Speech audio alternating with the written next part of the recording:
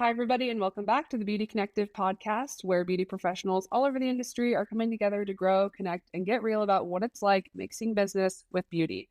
Today, I'm joined with Paige Olson. She is a Virginia-based nail tech and educator, and coming on to share her story with us. Thanks for being here. Hello, hello. Thank you for So, having this me. is I'm kind so of fun excited. because we met. Of course, yes. We met last year at the Nail Expo for the first time. We were just saying how that was your first time to Utah. How was that for you, coming to Utah for the first Oh, time? I loved it. It's such a magical place. We just were obsessed with the mountains and everything. And honestly, just the nail community out there is so different and amazing compared to what I have here. Yeah, tell me a little bit about that. Like before we jump into like your whole story, like what are some of those differences that you notice between Utah and Virginia as far as like So nail here, world goes? yeah, yeah. So here, I think it's just so much smaller and it's not as, I guess, as much of an popular option for a career path. It's not really well known as something you can do, which is why I was so late to the game. I feel like we don't really have cosmetology programs at many schools that offer this. And just the type of nails, you guys, when I noticed I was peeking into different salons while I was walking around, and I was like, they have setups like mine. Like, this isn't what I'm used to seeing.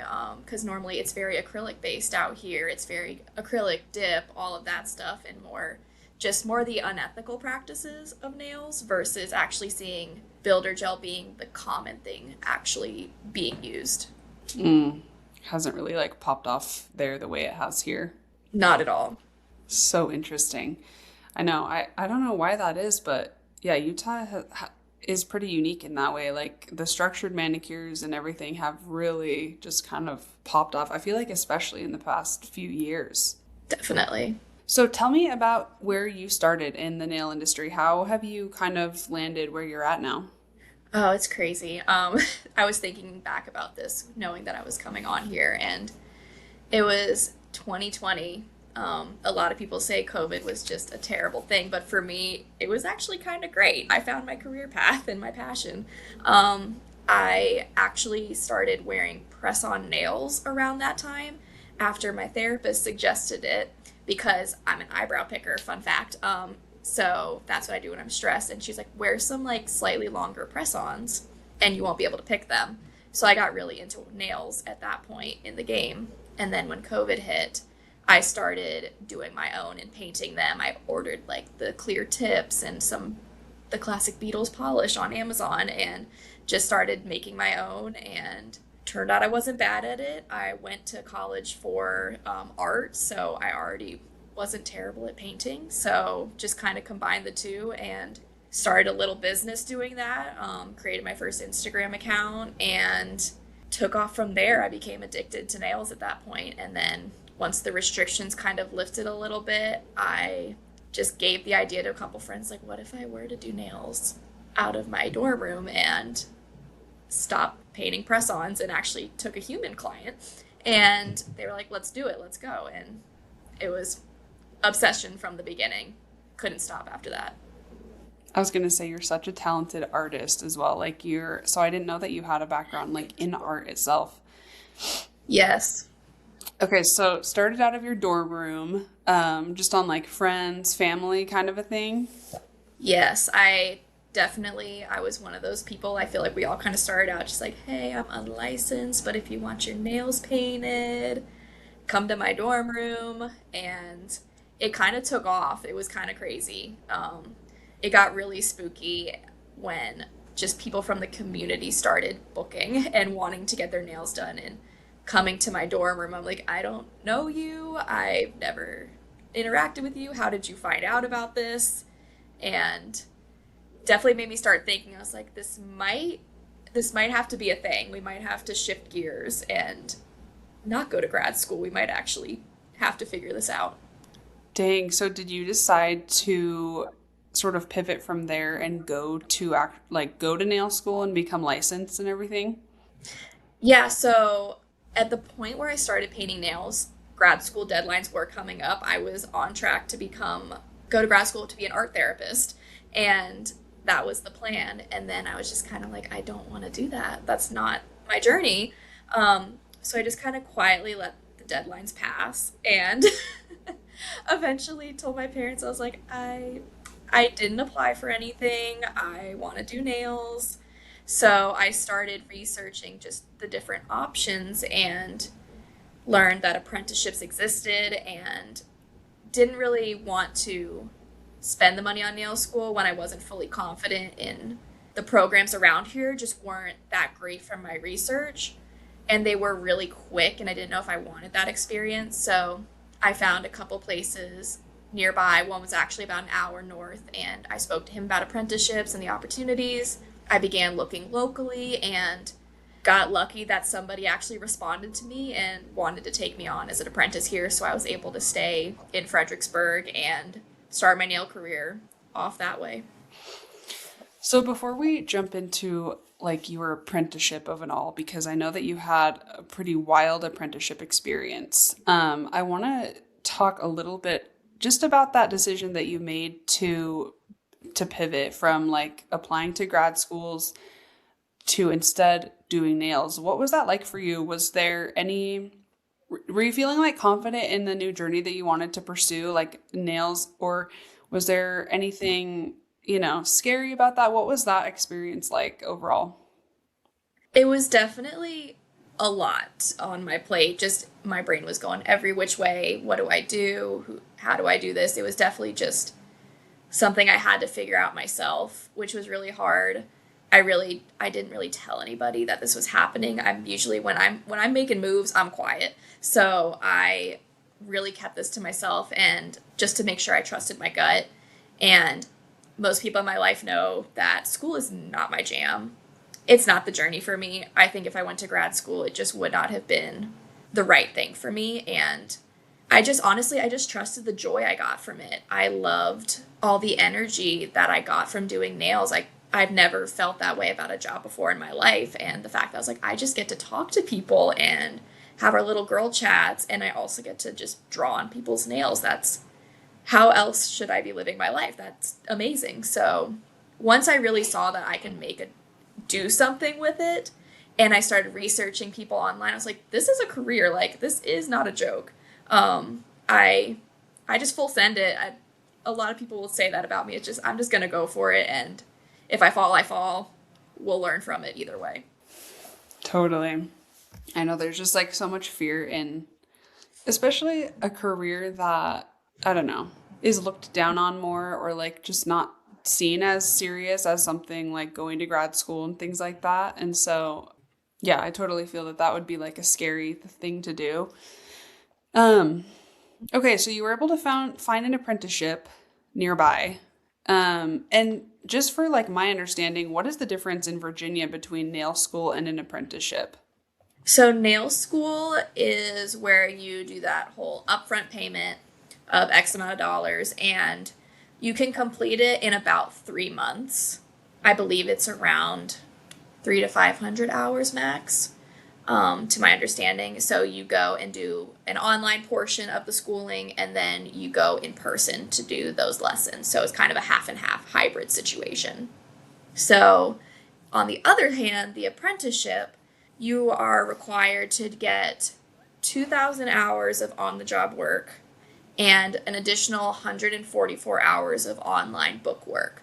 So you're basically registered with a school through the apprenticeship program where you do all that book work, like the Milady textbook and everything, all of the nitty-gritty things. But while you're doing that, you're also working in an actual salon setting where you take clients and you basically work as if you're a nail technician for 2,000 working hours. And then you're eligible to take the exam. Holy cow. That is like a Why did I wild do that to difference myself? between. You wonder.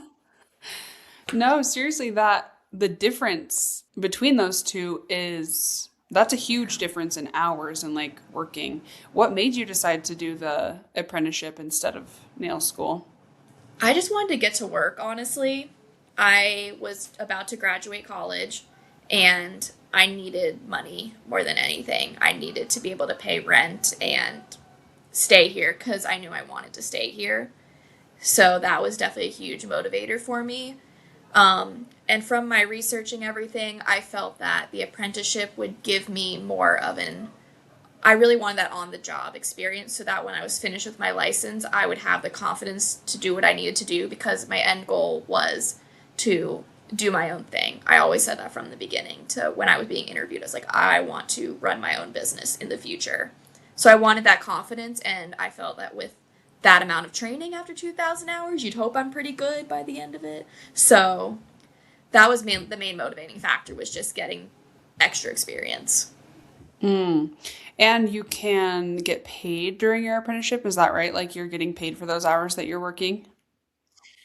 Yes, so we were getting paid for them a small commission on it, and we would take those clients and get that little amount. And then we were also paid. In the beginning, I was trained for about a month-ish, and we would get paid for that. So you are paid a somewhat livable wage. So that was the biggest Mm. benefit too, was just getting money. Yeah, okay. That totally makes sense. How did your apprenticeship actually go? I will always say I'm grateful for the experience because I learned a lot of what to do and what not to do, I'd say. I definitely, it was an experience. It was a year and a half worth of working, and I definitely had some rose colored glasses on for a lot of it. And unfortunately, that was taken advantage of, which was a huge bummer in the end. But the biggest thing I learned during it was that I don't want to run my apprenticeship the same way. Just the way we were seen as an apprentice to the other techs, it definitely felt we were looked down upon and almost seen as lesser than, and that was a huge bummer. And you really feel that when you're in those environments, when you feel like you are just the outsider. And it was a huge bummer just not to have a community in that sense. So that really weighed on me as our time continued, as well as just we did about a month of training to prep me to start taking clients. And then I was kind of left almost like thrown to the wolves, as you'd say, just take the clients and do your thing. And I didn't feel that there was as much support as somebody who is so new to this world needed. Because I was taking about 7 to 8 clients a day from the second I was done with training. Because thankfully, I was given a clientele by working at a place like this, but I really didn't have much breathing room. It was just 8 hours a day, 5 days a week, go, go, go. And there really wasn't much support outside of that. I really feel like I didn't get any continuing education, if that makes sense, after that basic training just to do the services that they required. Hmm. Dang. And then you were there for a whole year and a half. Like there any way, there's I probably like ended no up way out staying of for that. 2 years. Mm. And I would have honestly stayed longer if situations didn't occur that would cause me to leave. Mm.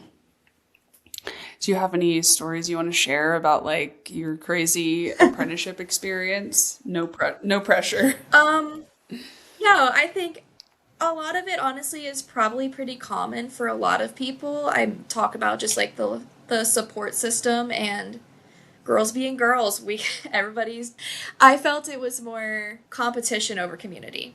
And that was not my vibe. I tend to pride myself on being a pretty drama-free person, and I wasn't trying to step on toes. I was just happy to be there, happy to exist and get to do nails every day, and it just kind of put a downer on it that the energy of, oh, that's my client, not yours. Why are you with taking my client? It's like, they put her on my books. I'm sorry. Just, I'm not trying to take anybody. So there's that energy.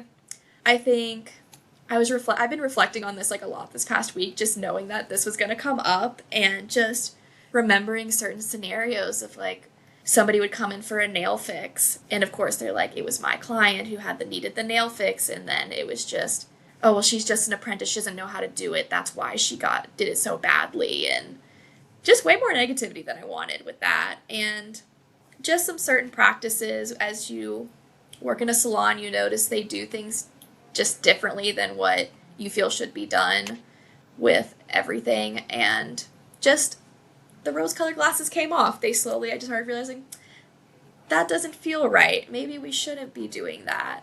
And maybe we should just treat our clients this way or treat each other this way, and just not a community vibe. And just it was definitely tricky to navigate as I started. The longer I was in school, the more I learned and the more I started to notice things, and it was just kind of tricky to tiptoe around and not like mess with anybody and make anybody too upset.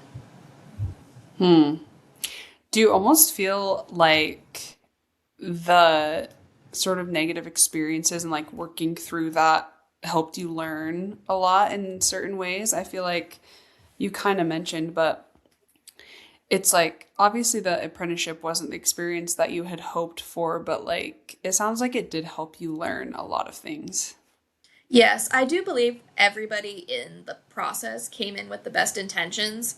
I just don't think that it was as thought out as it should have been, and it definitely taught me what I want to do with my future apprentice and how that process should go, especially as I am going through all the paperwork to actually register her. I'm learning a lot of things were not done the way they should have been, and teaching me that, wow, this is actually how it should be done, and I'm going to honor that, and I'm going to do this with my whole heart and put everything I can into her on the legal side and on the support system side. Hmm. I know you said you had always planned on doing your own thing and having your own space and things like that. Did you always want to teach, or was that sort of an inspiration that came from having a negative experience? Honestly, that came out of nowhere. um, I never had any intention of teaching. That actually, we'll do a little plug. Hillary and Erica, I got an email from them about their MET program, Master Educator Training, and it's like, you know what? Let me just see what this is about. I loved my classes with Erica. It gave me so much energy and kind of rekindled my love after I went solo. And I took the class just to see what it was about. And it gave me a lot more confidence than I thought, and gave me some energy that I didn't realize I had, that we don't have education out here in Virginia. And it's a huge bummer. Like, one of the main reasons I came to Utah for the expo was because of the classes. And I even signed up for additional one-on-ones privately outside of the expo because I just don't have that here. And I realized that I'm not bad at nails. I'm pretty good. I know what I'm doing overall, and I have something that I can share that is of value here. And pretty quickly, once I realized that, I couldn't get it out of my head.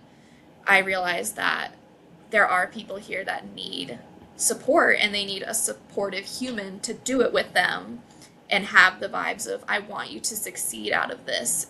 So I very quickly started talking to some support systems. I was like, I want to offer one-on-ones just to see if this works. And I put out a Google form on my page saying, hey, if anybody wants one.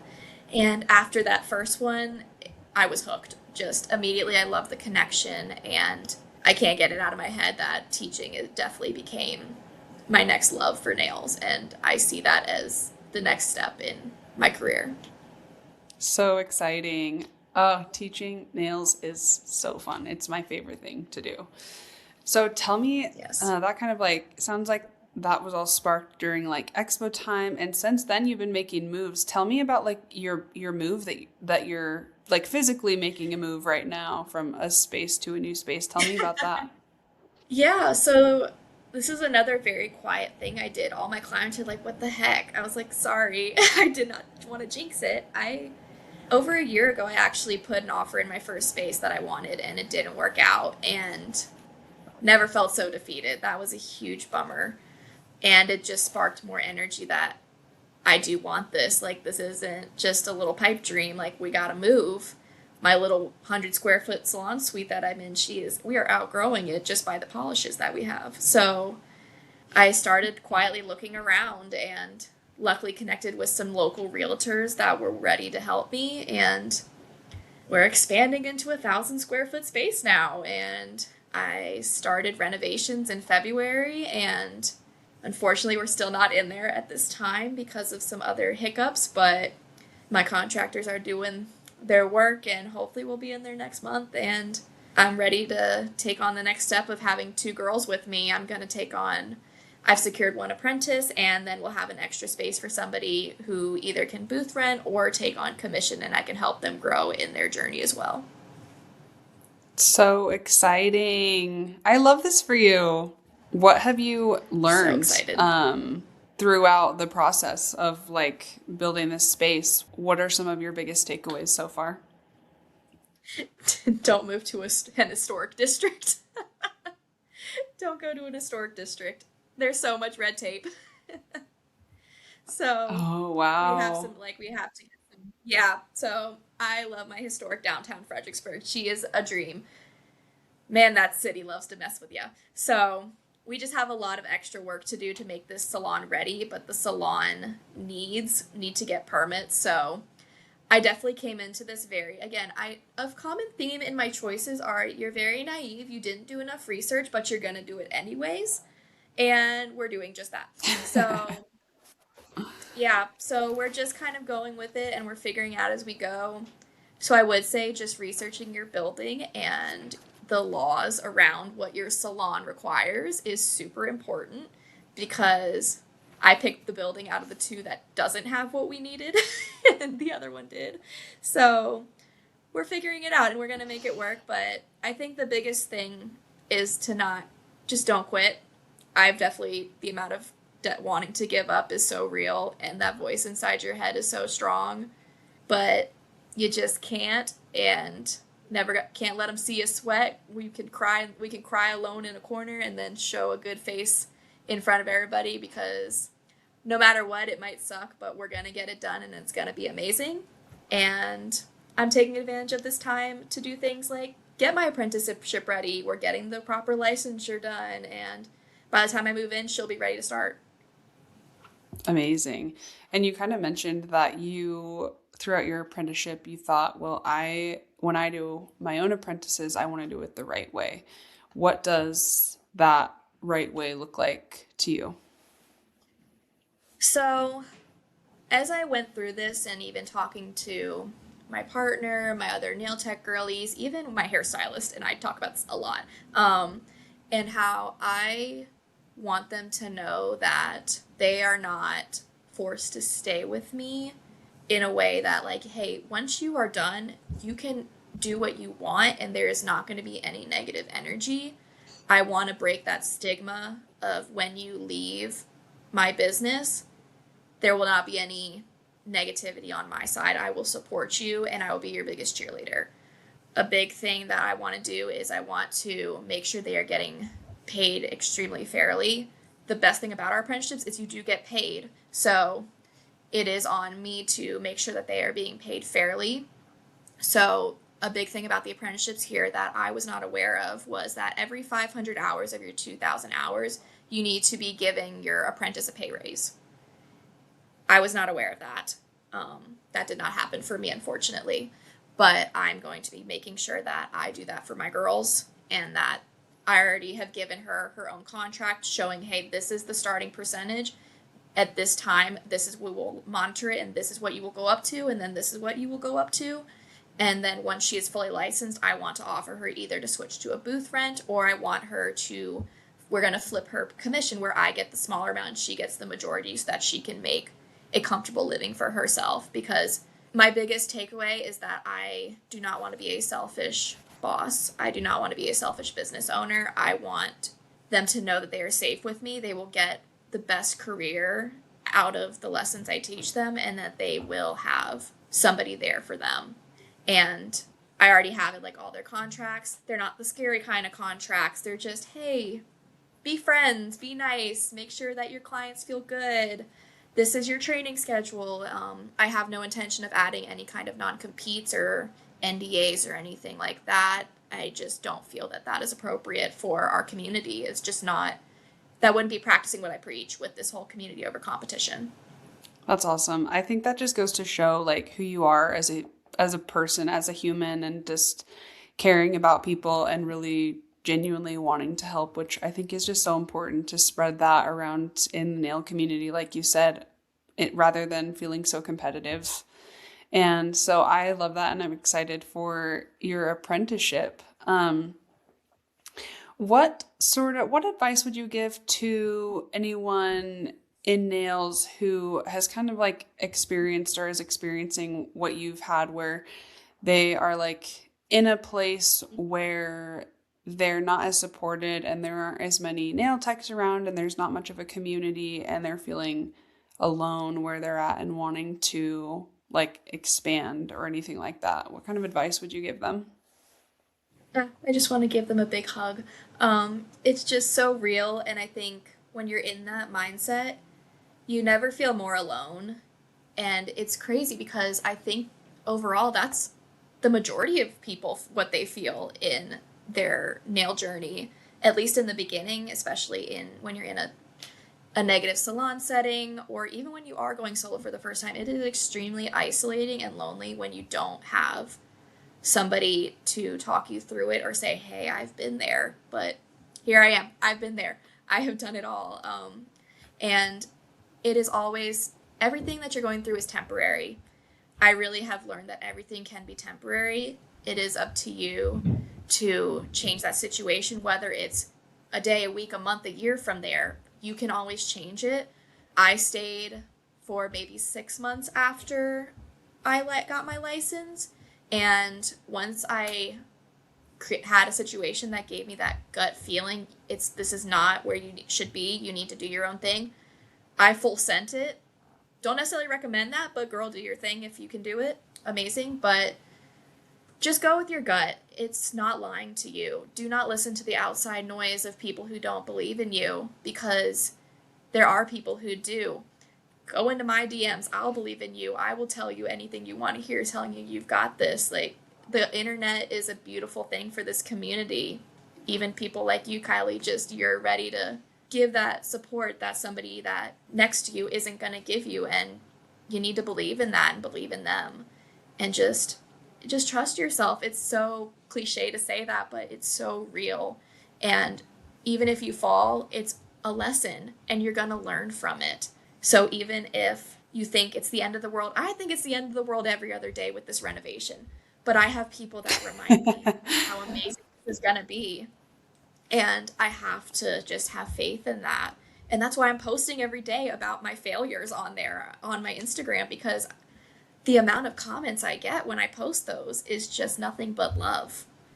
And I feel that so deeply, that all these people that have never met me just love me like these people that were in my salon didn't. And I'm rambling. It's just a beautiful thing when you trust yourself and trust your actual support system.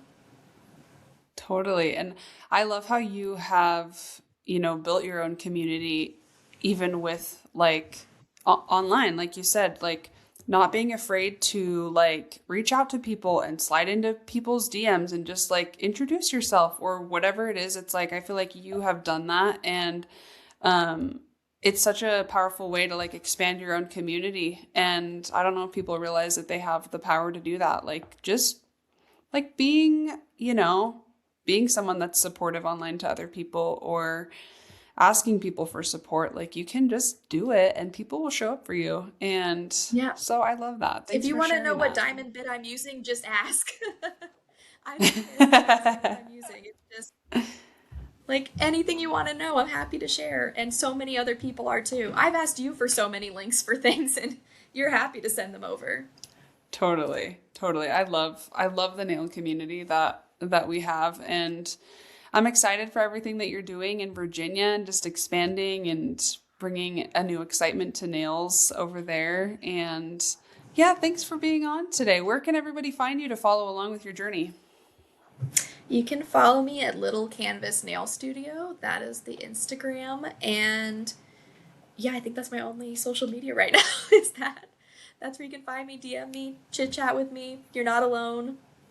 Happy to talk about anything. Awesome. Thanks for being here today.